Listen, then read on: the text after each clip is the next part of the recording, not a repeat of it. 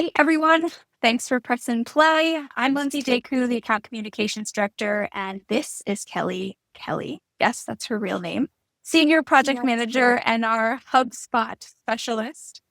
Okay, a little context for today. We are Ferrotech, a digital marketing firm and a HubSpot Platinum partner. Ellie and I were chosen for this video because we are hands down the most HubSpot obsessed on our team. Would you agree? Yes, for sure. Like, I feel like it's safe to say. Um, our marketing team gave us some of the most common questions that we get from both prospects and clients about starting out with HubSpot Marketing Hub. Um, should we dive in? Yeah, I got a question for you right off the bat. Yes. Okay, let's do it. All right. So, something we hear a lot are what are the most common missteps companies make after purchasing HubSpot Marketing Hub? Yeah, I love this question. Okay, so I think right off the bat is not getting your whole team on board like right from the start. If you don't like demonstrate to everyone the value of HubSpot in making everyone's job easier and really making everyone more money, and making the company more profitable, you won't get the full value out of your HubSpot investment because not everyone's going to buy in and want to use it to its fullest. So that I think that's the first thing that people and companies do wrong when they invest in HubSpot. Yeah. Yeah. Anything you want to add? No, I'm just going to say, like, nothing like buying like a supercharged piece of software and then sitting it on a shelf and not getting the full use out of it. So, Yeah, or like definitely. two people being really into it and then everyone else being like, "Oh, I don't even know what it does." It's a So whole many times I ecosystem. hear that. Yes, Yeah. absolutely. You're when everybody's in it, all in the same platform. It is. That makes it supercharged for sure. Oh, and all the data you get. Oh, okay. I have a question for you. You ready? Okay. Yeah. What should someone do within their first 30 days in HubSpot if they don't have an agency like us helping? So, we already just touched on it is get everybody on your team together, let them know about HubSpot, what it does, and get them onboarded. Because again, if you don't have full team buy-in, then you're going to end up wasting half of what is available to you within HubSpot. And I think once everybody sees how awesome it is, all the data, how you can connect things together, they're going to love it just as much. And the way that you can do that is HubSpot has onboarding tools built in. There are projects that you can get up. It's plug and play. Mhm. So it'll take everything you need to do to set up, to get connected. It also works as its own little tutorial. So you get to see all the different tools that are available to you in HubSpot. You may have signed up for one or two things in particular, and then you go through onboarding, you get to find out that there's four other things that you can access and use that just play right into what your goals are. Yes, I love all the goodies in the HubSpot onboarding process. You really do realize that there's so much more to the tool than you even realize that you're just gonna use every single day. I would add to that, it's really important in the very beginning, especially when you have all of your team together, is to take a look at your current processes and do a full assessment of current processes across, all of the departments that are going to be using HubSpot and figure out there's really three buckets that processes fall into and figure out which bucket they fall into. It's either one, the process is a perfect fit and you can plug and play that in HubSpot and run your exact process with an existing HubSpot tool or multiple tools. Um, in some cases, you may have to adapt, or at least we would recommend adapting a process to best fit a HubSpot tool because it's much harder to get into the tool and then start changing the process. If you can adapt it right before you implement HubSpot tools, it makes everything much more streamlined and much more scalable. And then the third bucket, which, sometimes it's necessary. Sometimes we have clients that actually don't have any processes that fall into this bucket, but some processes you will want to overhaul and completely change to get the most out of HubSpot. So I would say don't square peg round hole a process with HubSpot. really take a look at how HubSpot does something and talk with your team about whether changing your process to use HubSpot tools as they are designed would actually make it easier for everyone. And then, if you have to, you can just adapt that process if it's like a long-term initiative to overhaul it. Perfect. It is a great time to just stop and review everything so that your setup is as best as it can be from the get-go. Yeah. That will really success for you in Yeah. using HubSpot. I agree.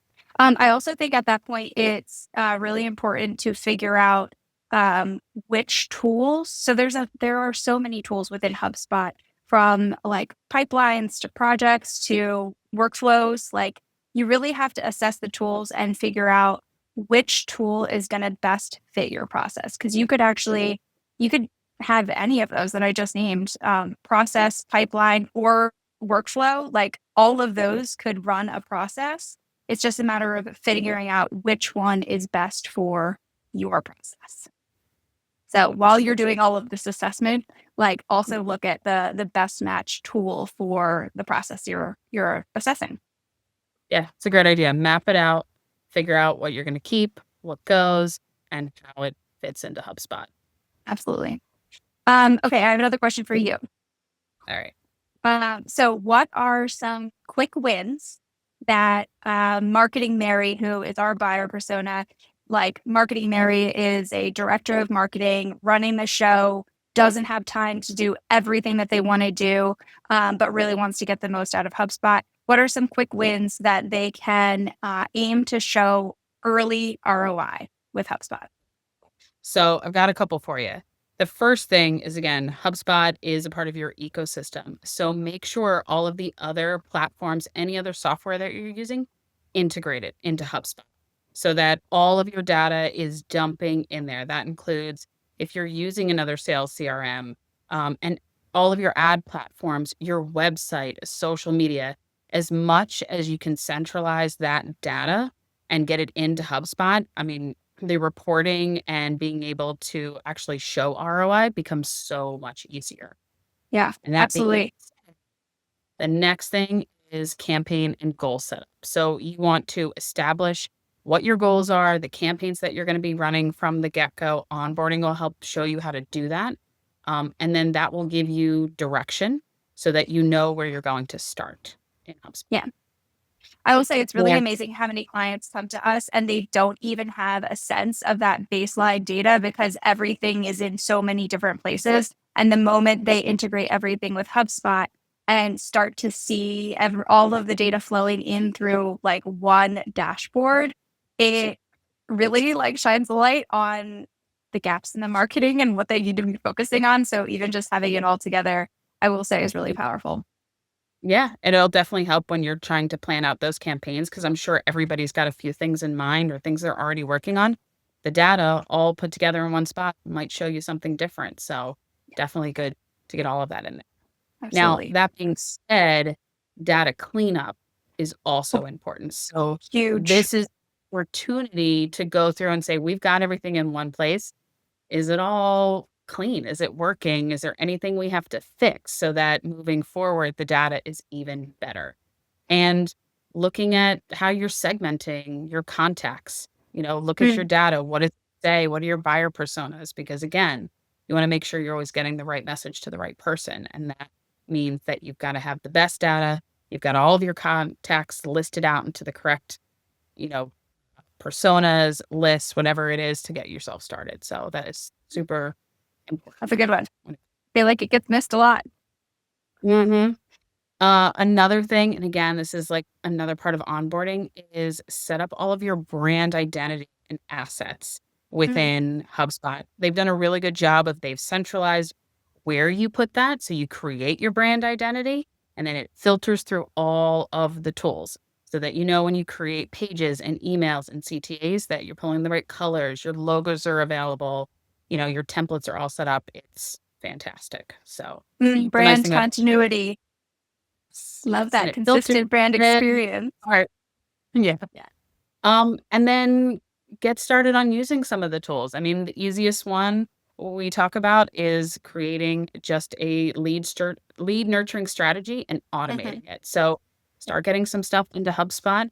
Utilize those workflows so that HubSpot can do some of that work for you, and you get to concentrate on your next wins. Yes. Love that. I have one question for you.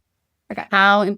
Is it to align marketing and sales before launching the automations that we just talked about? So it is absolutely vital.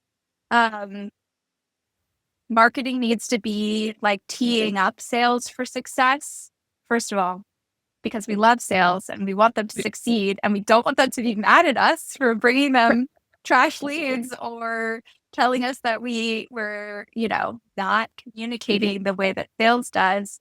So if we're using different language in those automations and that nurturing, or it's misaligned, like the actual information that we're communicating, it can set sales up for disaster, which nobody wants. So if you Mhm. want a quick win, I would say definitely take the time to align on your lead nurturing automation with the sales team so that you're speaking the same language, communicating the most valuable information for their so that they have really informed leads to work, and addressing the most common questions and objections that they hear in the sales process before they even get to the first call. I would say your sales team will be so happy with you if you take the time to do this. I was gonna say there is, like, not a better KPI than a happy sales team that is Oh, loving all what they're getting. So, yes, absolutely. perfect. Alright, I have another question for you. I think this is our last question. What can marketing Mary expect from professional onboarding versus trying to figure it out solo? Oh, that's so good. So I would say a big thing is just a strategic advantage. So we, as a HubSpot Platinum partner, know every nook and cranny of HubSpot. So not only will we like implement all of the tools more effectively, we'll be able to advise you on how to improve your processes to get more out of the marketing tools that you're using. Yeah. Anything you would I'd add? say well, I mean, my favorite phrase is to tell people, "Yes, we can do that, but did you also know?" Because there's so many tools that we have access to. Another thing that you get is tech stack evaluation. Uh, So, I mean, we talked about integrating all of your different softwares and platforms in there. And with that, we can help look at redundancies mhm, and decide what can be consolidated, save you a little bit of money in some areas because maybe things are doing double duty and you don't need one of the mhm. items, but that's also a big one. I love saving clients money. Like one of my favorite things.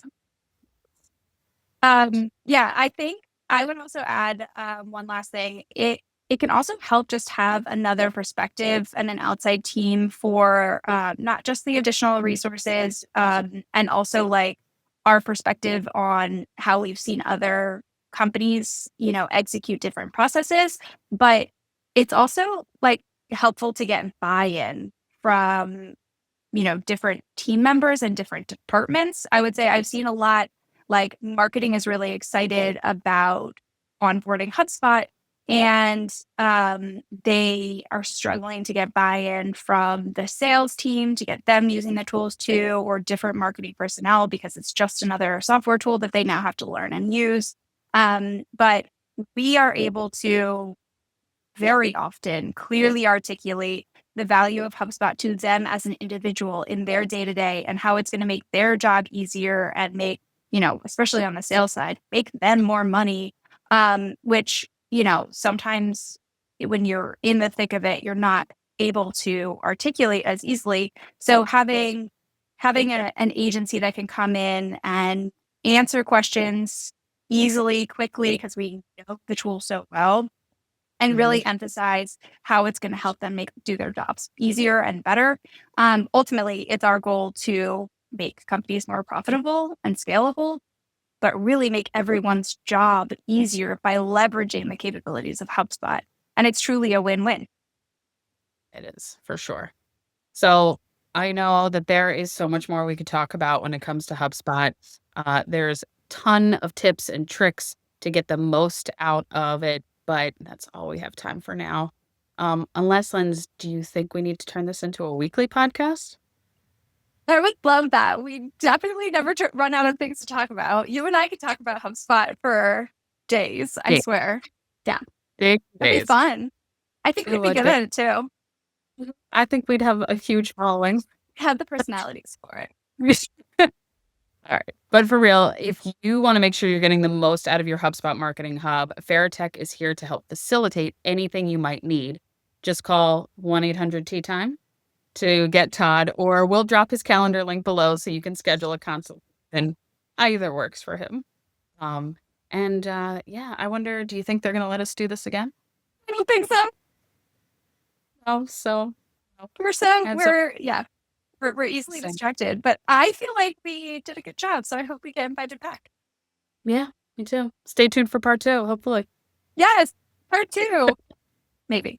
We'll see.